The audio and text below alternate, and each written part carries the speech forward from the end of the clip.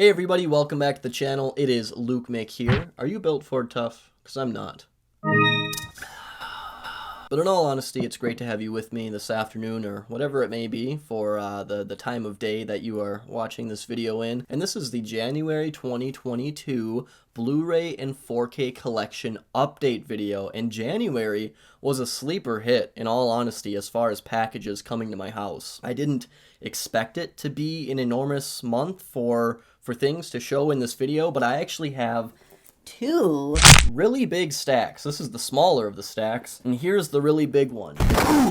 So just so many different opportunities to buy films and Blu-ray and 4K material during the month. Good sales on Amazon. I had some Best Buy rewards points. My Vinegar Syndrome package came, and Terracotta Distribution also had some really great deals on rare out-of-print titles. So there's a lot of different stuff in here, and there's a lot to go through. So I would like to just get it started, and I do have them split up and separated by where these titles are from. So we're gonna start with the Best Buy stack. Now I want to start with the stuff that came from Best Buy, and in particular the stuff that I purchased with my reward certificates. Usually when I have a lot of certificates from Best Buy stored up, I usually like to buy things that don't normally go on sale. So I took a peek at the titles from a couple of smaller Blu-ray labels, Grashopper Films and Cinema Guild, and I just have a random assortment of things here that I just ordered at full price from Best Buy, but with certificates. So the first one here is The Woman Who Ran, which is one of Hong Sang-soo's most recent films, and if you don't know who he is, he's a South Korean filmmaker who makes a lot of movies, and he's a writer-director. He pretty much makes everything himself. He may have adapted a few films, I'm not sure, but I've really been enjoying his work the last couple of years. The three films of his that I have seen are, and I took them out to show you all, The Day After. This is one of his newer films that I've seen, and then I've seen two older ones that were released by Arrow Academy, Woman is the Future of Man and Tale of Cinema, and I really love, in many ways, all three of these films, and I'm just so interested in continuing to explore his filmography. So I grabbed The Woman Who Ran by Cinema Guild. This is one of his newest films, like I said, 2021 release, so I'm interested in finding the time to check that out. I also ordered from Grashopper Films. It's called Prototype, and this is a Blu-ray 3D release, and I truly don't know much about this, and the case hardly has any information. It just is, from what I can tell, an experimental 63-minute film that has 3D capabilities. I have a 3D TV and 4K player. So yeah, I want to see this film and find it in its truest potential in 3D. Did that sentence even make sense? I don't think it did. Here is an older Hong Sang-soo film, The Power of Kangwon Province, if I pronounced that correctly. I hear that his older work is kind of different from what he's been doing in the past decade to 15 years. I hear that narratively this is a really complicated film and it's not told in order. At least I think that's what I've heard about this film. This is his second motion or feature film.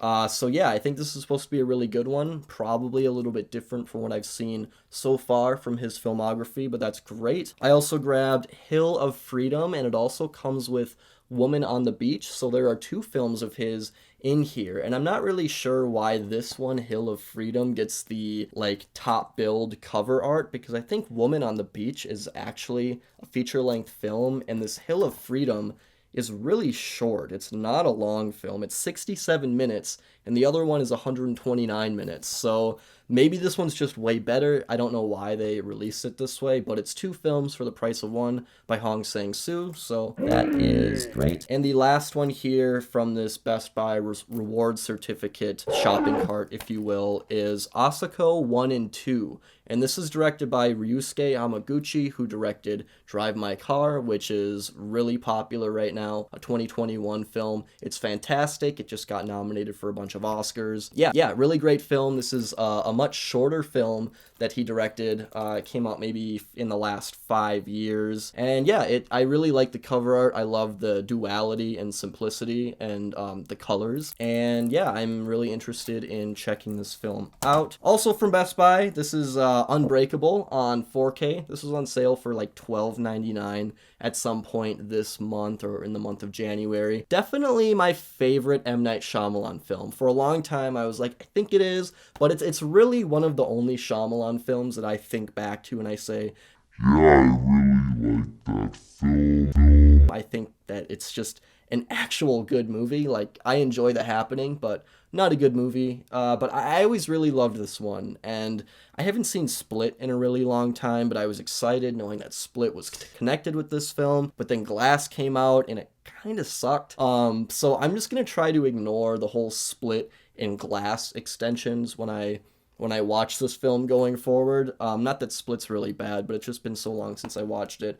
But I love this film, and I really hope that the new 4K improves on the really, quite honestly, shitty Blu-ray that was in existence for a while. And then the last three that came in from Best Buy, these were all on sale for $9.99 a piece for a couple of days in the month of January. And it is the Ultra Q, Ultraman, Ultra 7 Mill Creek Steelbooks. These were $10 a pop for the entire series of all of these shows from the late 60s Japan. This is Ultra Q, Ultraman, and Ultra 7. I think each of these box sets or steelbooks have at least 20 episodes on each, probably more. I'm actually not entirely sure how large these series were, but they're, sort of Twilight Zone. I hear this one's kind of like the Twilight Zone, but then these are sort of like the precursor for Power Rangers. They're 70s, serial television, almost like cartoons. And yeah, there's science fiction, there's some horror, there's monsters, almost like Godzilla or Gamera, something like that, but I don't think not quite as monster oriented, although I don't know because I've never actually watched these shows. But grabbing these each for $10 a piece, I was like, hell yeah, that sounds awesome. And these are actually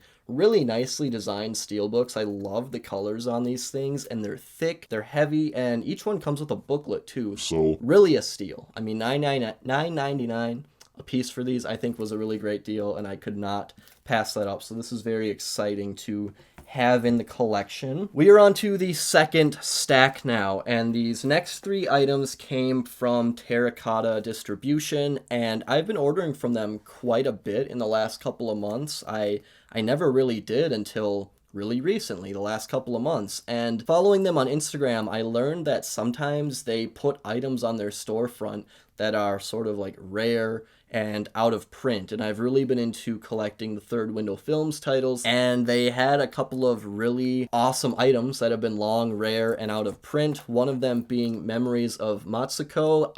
This cover is just so enthralling to me. Like, I just get so sucked into it. I hear this is really great. It has a 4.0 on Letterboxd. It's supposed to be a little bit like Amelie, which is a film that I've only seen once, but I recall really enjoying, and it just looks like this film has a really nice positive energy, and it looks like it'd be a really fun sort of odyssey and collage of a whole bunch of stuff. I actually don't know what the film is exactly about, but it looks really cool in my opinion. So super happy to actually get this out of print and kind of hard to find Blu-ray. This one I'm not familiar with, but I ordered it just because it's sort of a hot item, a rare item that's uncommon, and it's the new directors from Japan, not box set, but just, Blu-ray DVD combo pack, and it's actually signed by all of the directors. This was £30, which is like 42 USD. So not like a super cheap item, but definitely a really cool thing to have. I'm not familiar with any of these directors, but I hope to be in the near future, so that's pretty cool. And the last thing from Terracotta Distribution that I was super pumped that they brought back and that they found copies to sell is the Toshiaki Toyota The Early Years box set. This has 3 of his films. If you saw my previous Blu-ray update video for December, you know that I got the more recent one, which has his films from 2005 to 2021. And now I have his earlier films, which is like 1995 or 98 to 2003. And these are supposed to be his best films or his most recognized films. So I'm super pumped to actually be able to have obtained these on Blu-ray in this limited edition, rare, out of print, and really quite expensive set. I did watch one film from this box set, and I think it was probably the most random film of his I could have watched, but it's called I'm Flash, and I thought it was okay. I really, it had some interesting ideas. It starred the guy from Battle Royale, the main character from Battle Royale, and he was like a religious, it was kind of like the Righteous Gemstones. He's like a religious figure. He runs this like cult, and he's a famous celebrity among the media and just people interested in cult and religion, and he doesn't want to do it anymore. It was interesting, but I felt like the execution wasn't all there. I'm going to stop talking about that now because I really don't have much to say about it at all. Moving on to the Vinegar Syndrome January package. I didn't have any added on partner labels or VSAs. This is all just the stuff that came with my subscription that I re-upped back in November during the Black Friday sale. I've watched one of the films so far. Dead Heat. This movie's a blast. If you like things like Scanner Cop or LA Wars, it's like that. It's two LA cops who become reanimated. They turn into zombies, and they try to find their murderers after they've been brought back to life, and it's super crazy and insane and fun. The gore effects are surprisingly really well done. It's a great buddy cop, late 80s action romp, kind of like Lethal Weapon. There's so many things in this film that make it just such a joy to watch, and I loved it. And this is a 4K, and the 4K looked stunning and amazing, and this is a great release. Definitely very highly recommended for me. I had a blast with it, and so did the friends that I watched it with. So Dead Heat. Great way to start the year for Vinegar Syndrome. Master of the World. I like this slipcover art a lot. The film looks pretty self-explanatory. I don't know much about this, but you can kind of tell what type of film it is just by looking at the design. This one is a little bit more obscure, but I really like how haunting and just, I don't know, the mystique of this slipcover. Curfew. Love the design of this thing. This is another one that I don't know too much about really at all. I don't know if it's like characters are trapped in a house and they have to survive the night sort of thing. Grisly Killing Spree, Death Row, Trail of Maimed Corpses. It looks like a slasher from what year? 1989. It's actually a lot more recent than I thought it would have been. And it's from New World Pictures, which is a defunct studio that made a lot of movies that Vinegar Syndrome and other labels like them put out on Blu-ray nowadays. Curfew looks like cool stuff. I haven't heard much about it. And the Forgotten Gialli Volume 4 box set. I totally forgot that there was going to be another Forgotten Gialli box set for the month of January. I'm still trying to get caught up with the other 3 volumes. I finished the first one. I've seen part of the second one, part of the third one, and now I have this 4th one, and I haven't watched any of these films yet. There's so much Vinegar Syndrome stuff being pumped into my brain and veins and body every month